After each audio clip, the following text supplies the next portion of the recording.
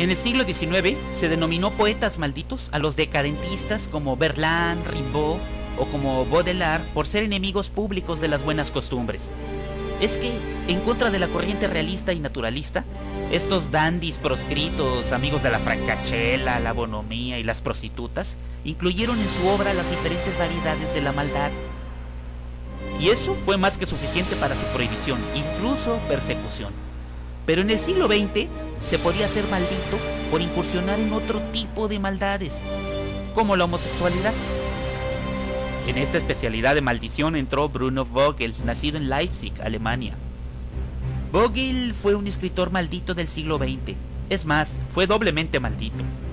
Fue maldito primero por escribir literatura antibélica en una época en que no se debía ir en contra de la propaganda que favorecía la guerra como estrategia de Estado. Y en segundo lugar, fue maldito por dar un paso más allá de Oscar Wilde, a quien la mojigatería victoriana encarceló sin que éste ni siquiera llegara a escribir sobre su homosexualidad a fines del siglo XIX. En efecto, entre 1916 y 1917, Bruno Vogel se enlistó en la Primera Guerra Mundial, en la frontera austrohúngara y también en la del Báltico, y se le ocurrió escribir en 1925, o sea, un par de años después, Es lebe der Krieg, que viva la guerra, la primer novela antibélica escrita con sarcasmo, para colmo en un mal momento, un lustro después del Tratado de Versalles. Doloroso momento este, cuando Alemania, el gran perdedor, tuvo que pagar los platos rotos del primer gran conflicto mundial. Esta gran estupidez de hacer que una de las mayores potencias económicas del mundo, la alemana, pagara el pato, ya se sabe las nocivas consecuencias que traerá. John Maynard Keynes, entonces delegado británico de las Conferencias de la Paz, renunció en 1919 y vaticinó lo que ocurriría en su libro Las consecuencias económicas de la paz. En fin, verdad es que hubo unos cuantos que aplaudieran que viva la guerra de Bruno Vogel, como por ejemplo Kurt Tucholsky, escritor, quien fuera periodista del diario Vossische Zeitung y corresponsal del Weltbühne, escenario mundial, de París. Tucholsky, quien también fue lector de Franz Kafka, escribió en 1927 que Vogel había escrito junto con El caso del sargento Grisha de Arnold Steiff la mejor novela bélica. Lo chistoso es que, en realidad, fue una novela antibélica, y aún así, Vogel fue acusado de blasfemia y perversión por un juzgado de su ciudad natal.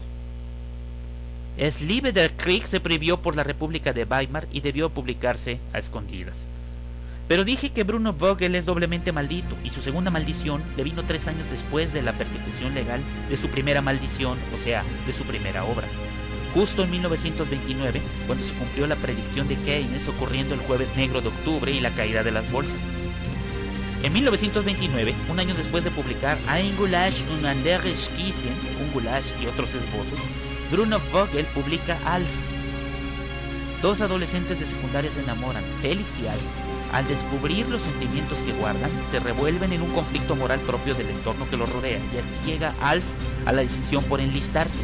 Sobra decir que esto terminará mal, pero la muerte en el frente de batalla de Alf servirá para algo, si así se le quiere ver. Permitirá la aceptación de Félix, y se jurará luchar contra la ignorancia y la estupidez en contra de la homosexualidad. No es difícil ver a Félix como trasunto de Bruno Vogel, si se considera que este fundó el grupo gay Gemeinschaft Wir, Comunidad Nosotros, apoyado por Magnus Hirschfeld, así como también fundó el grupo de pacifistas revolucionarios. Desterrado, multado y prohibido, Bruno Vogel huyó hacia Londres y más tarde hacia Ciudad del Cabo, Sudáfrica, de donde se sentía más originario y donde de hecho abrazó una causa más, la defensa del racismo. Fruto de ese pensamiento se puede revisar su trabajo Wie die Weißen hausten, a medida que los blancos vivían. Bruno Vogel falleció en 1987, un año después de la publicación de este libro que hallé en un botadero en las calles de Berlín hace un año. Se trata de Ein junger Rebell, Erzählungen und Skizzen aus der Weimarer Republik, una joven rebelde, las historias y dibujos de la República de Weimar. Este trabajo, publicado en 1986, surge como consecuencia del intercambio epistolar iniciado en 1966 entre el escritor de Alemania del Este Wolfgang Schütte y Vogel.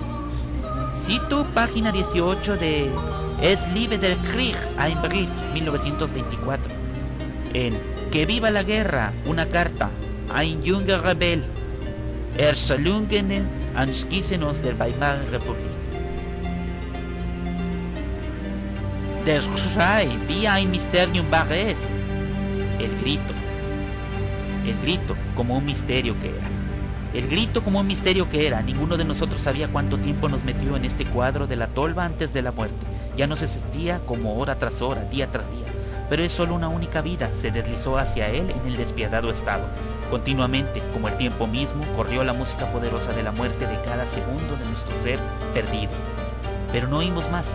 Habíamos llegado a ser o estar tan aburridos. De repente, en una sola noche, horrible, de repente, todo estaba tranquilo, dolorosamente sorprendido despertar nuestra conciencia.